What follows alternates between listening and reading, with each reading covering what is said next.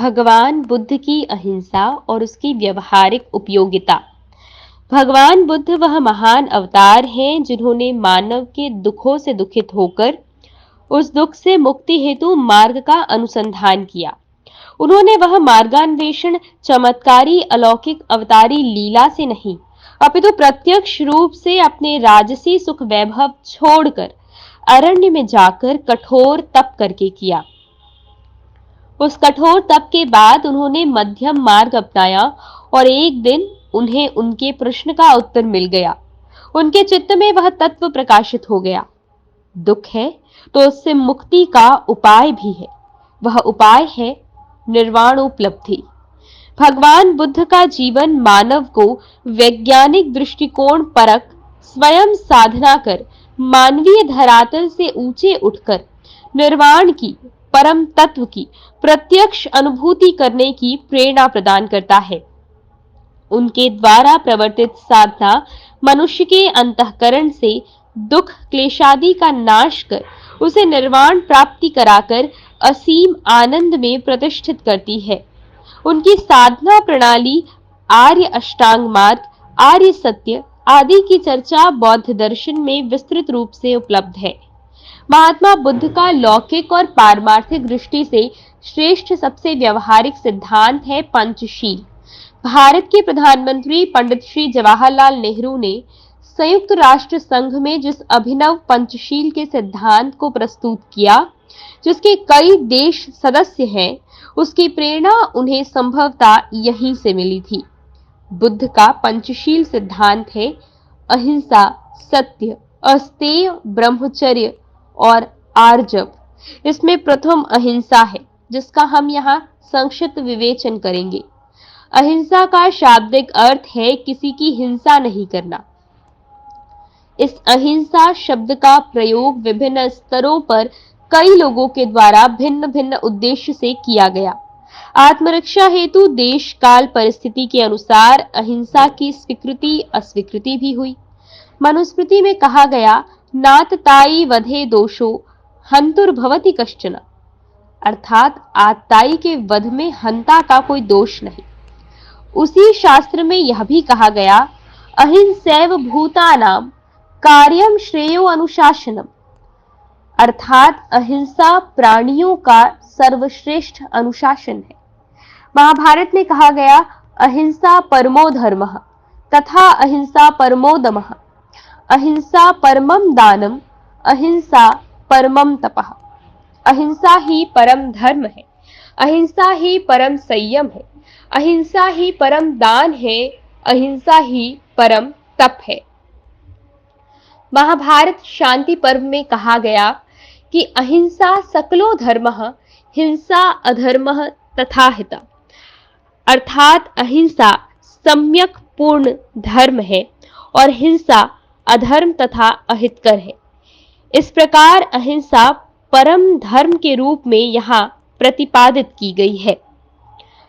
अहिंसा का स्तर।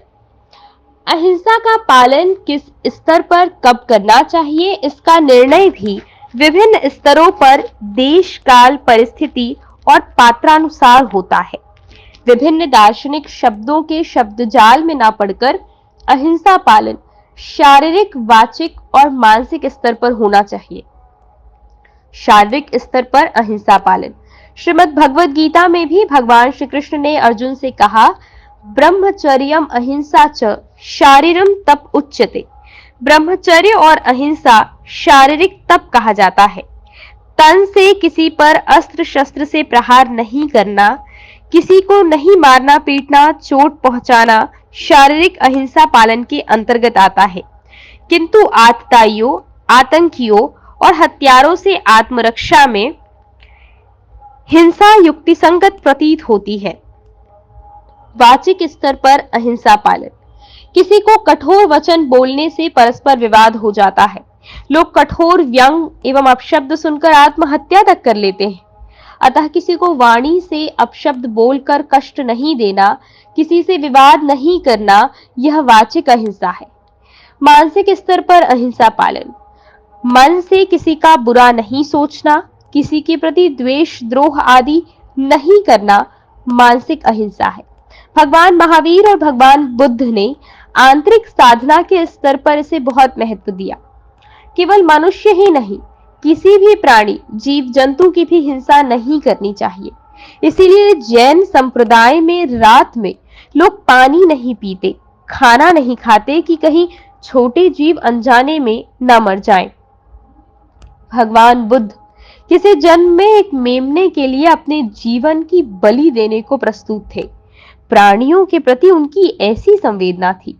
ऐसे महापुरुष साधना के उच्च शिखर पर पहुंचकर विराट विश्व के साथ एकात्म होकर संपूर्ण चराचर के साथ एकत्व की अनुभूति कर लेते हैं।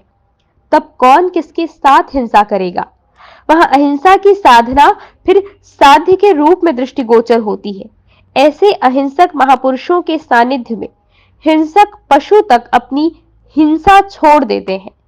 महर्षि पतंजलि ने कहा था, अहिंसा प्रतिष्ठायाम तत्सन्निधो वैर त्यागः, अर्थात अहिंसा में पूर्ण प्रतिष्ठित व्यक्ति के पास हिंसक प्राणी भी अपना बैर त्याग देते हैं।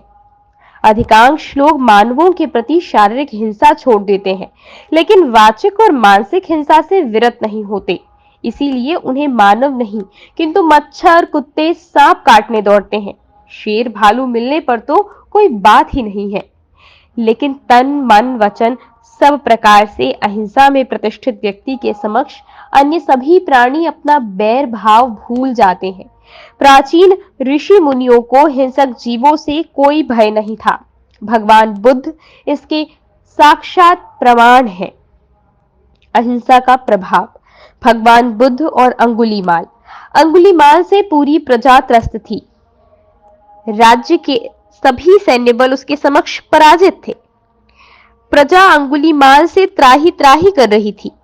जब राज्य, शासन, मंत्री, सैन्य बल सब अपने अपने बुद्धि बल का प्रयोग कर हार गए, तब प्रजा को उस अंगुलीमाल से मुक्ति दिलाने हेतु एक अकिंचन, निरस्त्र भिक्षु का पदार्पण उस अरण्य में होता है।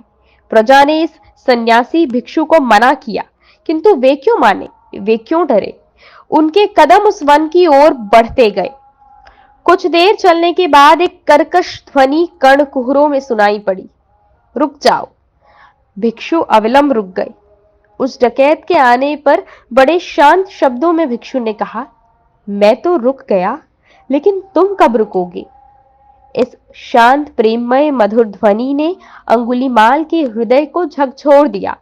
वह सन्यासी की निडर वाणी को सुनकर विस्मित हो गया और वह बुद्ध के चरणों में समर्पित हो गया। यह प्रभाव है अहिंसा में पूर्ण प्रतिष्ठित होने का। अहिंसावादी के चरणों में चंबल डकैतों का समर्पण।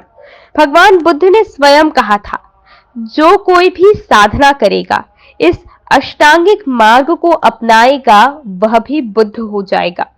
अंगुलीमाल के समर्पण ने भविष्य के शासकों और समाज सुधारकों को एक आशा और विश्वास दिलाया कि हमेशा सैन्य से नहीं, प्रेम सद्भाव से दस्यु हृदय को भी परिवर्तित कर उसे सन्मार्ग पर लाया जा सकता है और समाज में हिंसा को रोका जा सकता है। जब चंबल के खूंखार डकैतों से चंबल की घाटी दहल उठी, जब हिंसा प्रतिहिंसा में सैकड़ों हत्याएं होने लगी, पुलिस प्रशासन, शासन तंत्र अपनी निरीह जनता की हत्या से दुखित और उसे रोकने में विवश हो गया, जब अस्त्र शस्त्र काम नहीं आया, तब एक निहत थे अहिंसावादी युवाओं के प्रेरणा स्रोत सम्माननीय S.N. सुब्बाराव भाईजी ने चंबल के 521 और उत्तर प्रदेश के 123 कुल 654 डकैतों का समर्पण कराकर उस क्षेत्र में शांति स्थापित की थी। इस प्रकार हम अहिंसा के प्रभाव को देख सकते हैं। अतः अहिंसा का देश काल पात्रानुसार अपने जीवन में उपयोग कर परिवार, देश और विश्व में शांति स्थापित करने का प्रयास किया जा सकता है। अहिंसा अन्य परिप्रेक्ष्य में अंग्रेजी सरकार के द्वारा भारतवासियों पर अत्याचार करने के विरुद्ध अंग्रेजी तंत्र तक अपनी बात पहुंचाने के लिए महात्मा गांधी जी ने असहयोग आंदोलन चलाया। उनका आंदोलन पूर्णतः अहिंसात्मक था। उनके द्वारा अहिंसा आंदोलन का अर्थ था कि हम सरकारी तंत्र पर किसी प्रकार के अस्त्र शस्त्र से प्रहार नहीं करेंगे। बिना किसी को चोट पहुंचाए हम अपनी बात सरकार के समक्ष रखेंगे। उनका अहिंसा आंदोलन राजनीतिक क्षेत्र में प्रसिद्ध हुआ, जो संभवतः ब्रिटिश शासन के विरुद्ध कायिक हिंसा न करने का था। किंतु गांधी जी और विनोबा जी ने व्यक्तिगत जीवन में पूर्णतः अहिंसा का पालन किया। भगवान बुद्ध की अहिंसा कायिक हिंसा के अतीत जाकर वाचिक मानसिक स्तर पर थी, जो साधना का प्रमुख अंग थी और मानव को उसकी लक्ष्य प्राप्ति में परम सहायक थी। वाचिक मानसिक स्तर पर अहिंसा में प्रतिष्ठित व्यक्ति से कायिक हिंसा नहीं हो सकती। क्या अहिंसा आज प्रासंगिक है? प्रश्न उठता है कि क्या अहिंसा आज के परिप्रेक्ष्य में समाज में व्यवहारिक और प्रासंगिक है? मुझे लगता है कि आज देश की सीमाओं एवं अंतर्बाह्य अन्य आतताइयों से रक्षार्थ किए गए प्रहार को छोड़कर जन सामान्य में अहिंसा का पालन कम से कम कायिक वाचिक स्तर पर अवश्य होना चाहिए, और यह संभव है। मानसिक इसलिए नहीं कि मन इतना चंचल है कि तीव्र वेग से आ रहे विचारों को रोकना सामान्य व्यक्ति के लिए दुष्कर है, इसलिए अच्छे विचारों को अपनाएं और बुरे विचारों को क्रियान्वित न करें। आज देश के कोने कोने से गृह कलह, पड़ोसी से विवाद, लूट, राजनीतिक कारणों से हत्या की सूचनाएं समाचार पत्रों में नित्य प्रकाशित होती रहती है। यदि समाज का प्रत्येक व्यक्ति कम से कम कायिक वाचिक स्तर पर भी अहिंसा का पालन करे तो न्यायालय के मुकदमे कम हो जाएंगे, देश की अधिकांश समस्याओं का समाधान स्वयं हो जाएगा, परस्पर सद्भाव प्रेम विकसित होगा, लोग प्रसन्न रहेंगे और अपनी ऊर्जा शक्ति को आत्म विकास और राष्ट्र विकास में लगा सकेंगे।